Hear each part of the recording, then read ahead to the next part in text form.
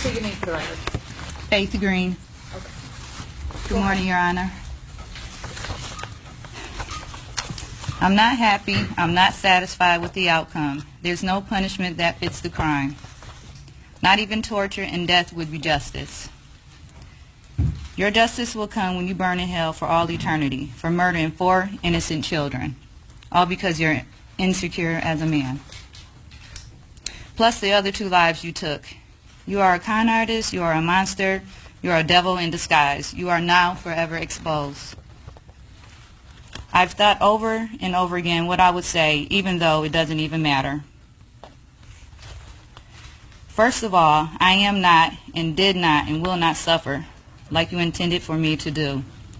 What you tried to do didn't work.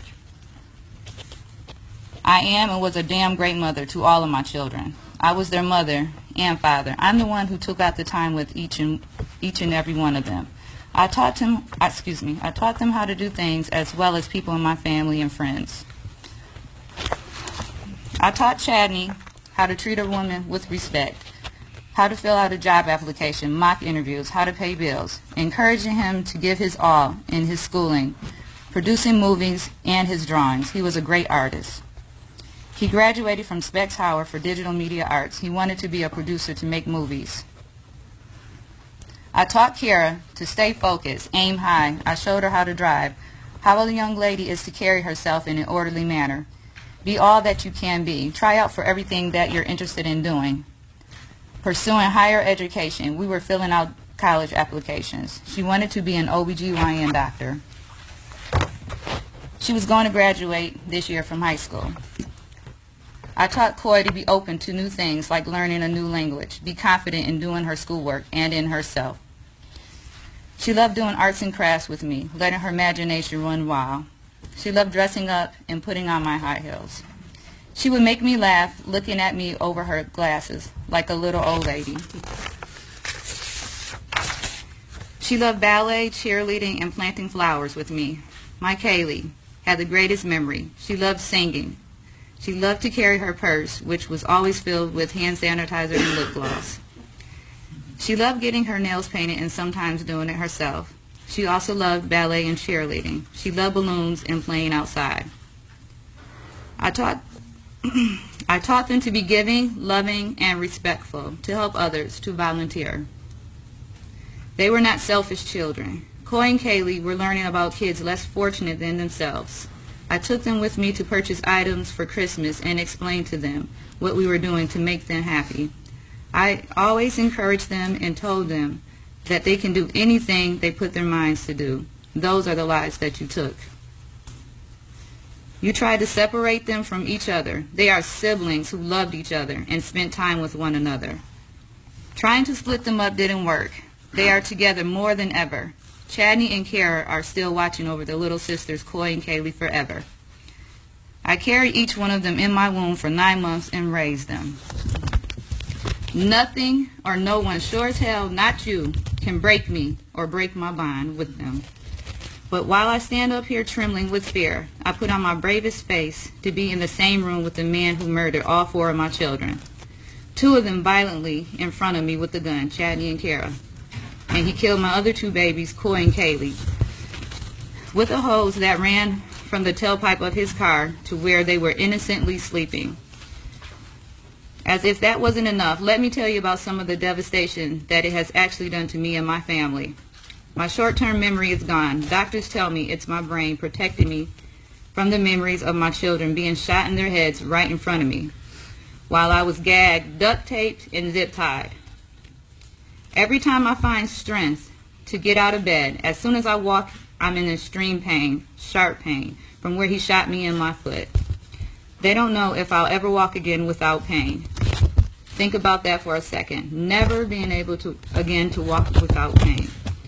My doctors say I have post-traumatic stress disorder. That's where the migraines and nightmares come from. Sometimes I dream of the night all this happened and wake up screaming and sweating, thinking that I can save my children somehow. Then I realize that the nightmare is actually reality and my children are really gone, and I try to find the strength to start my day somehow. Other times, there's just crazy nightmares that I wake up from in fear and try to understand them, but I'm told that they all link back to this horrific experience I have had. I can't think of the last time I really rested without medication. I can still feel the zip ties around my wrists, and it triggers horrible memories of that night. There's times I find myself drifting off into thought and then realize I'm not thinking of anything. I'm empty. Lost. I'm lost, not really knowing what to do with myself, just existing day to day. I miss my children so much that words will never be able to explain. All I ever wanted to be was a mother, a wife, have a happy family, raise my children to be productive members of society, and be happy. The reality I face now is this will never happen for me. Time will never heal this wound. I will always be empty. A part of me will always be missing. If the day ever comes when I do wake up and it's not the first thing that I think about, when I look in the mirror, I will always be reminded by the scars he put on my face, cutting me from my ears to my chin with a razor blade box cutter. The pain on the left side of my face never goes away. He cut me so deep that it severed multiple nerves that may never heal correctly. I lost so much blood. I was in critical condition for days. I should have died. Some days I wish I would have. He has scarred me for life. My whole family is devastated emotionally by what has happened.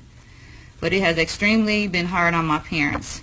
They love their grandchildren with all their hearts. Most days my mother has a hard time getting out of bed and has been in the hospital a few times. But my father is taking it the hardest. He's not the same person he once was. The stress has taken a toll on his health. 2 weeks ago he was taken to the hospital because he had a stroke. I honestly don't know where to go. From here, I'm numb. There's a hole in my heart and soul that can never be repaired. The loss to me is so big that I will never truly recover for the rest of my life. I will be forever in pain and heartbreak. This wound will never heal. This wound will never heal.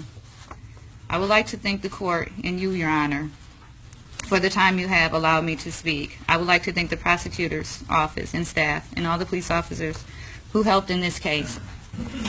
In closing, I understand the recommendation of the sentence, but I would like to recommend, as a victim myself and the mother of all 4 murdered children, life in prison without the chance of parole. Thank you. Faith Green. Thank you. Mr. Green, is time and date set for sentencing? Is there anything you'd like to say on your own behalf, sir? I just want to say, well, first of all, congrats, and only he can judge.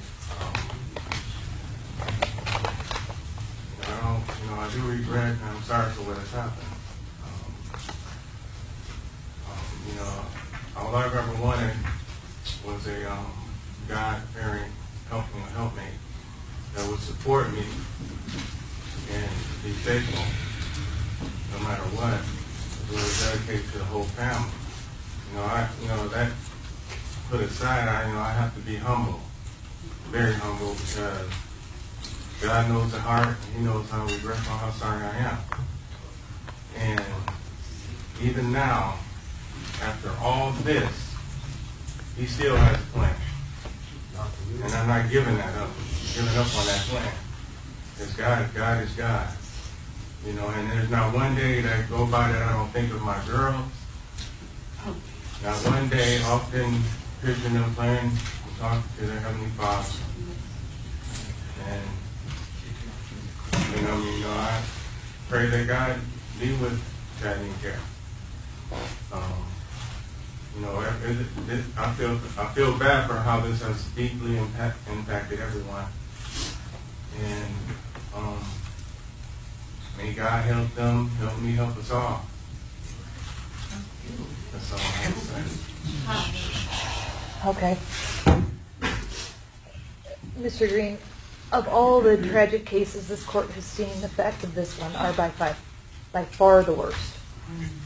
Fathers are supposed to protect their children. Yes. Husbands are supposed to protect their wives. I didn't know how I would sit here this morning and get through listening to Ms. Green testify about what happened in this case. Yet I look at you and you appear utterly unmoved by everything that she said. Yes. Your actions are inconceivable and beyond understanding. I hope that the families affected by this tragedy can heal. As a practical matter, this court is confident that if I follow the sentence agreement in this case, you will never be released from prison. And rather than decide to, in the event I were to say, nope, this isn't enough, the family would be forced to take this to trial, and I don't want Ms. Green to ever have to endure what happened again. She already has to live with it every day. So for that reason, I'm going to follow the sentence agreement. I'm convinced that you will be incarcerated for the remainder of your life. Thank you! Hold on. That's practically speaking. With respect to counts 1 through 5, as I said, I am going to follow the sentence agreement. You're going to be sentenced to 45 to 100 years in the Michigan Department of Corrections. Count 6 to 10 years in the Michigan Department of Corrections. All will be consecutive, or concurrent with one another, and consecutive to count 10 for the felony firearm, which will be 2 years in the Michigan Department of Corrections. You will receive credit for 161 days. You must pay $476 in state costs, crime victims assessment in the amount of $130, court costs in the amount of $1,300, attorney's fees in the amount of $400, and a $60 DNA fee. Since this was a conviction by plea, you can file an application for leave to appeal the conviction and sentence with the Court of Appeals. If you can't afford an attorney, one will be appointed for you, and that request needs to be made within the next 42 days. Thank you. We're done. Burn the hell. I just read those.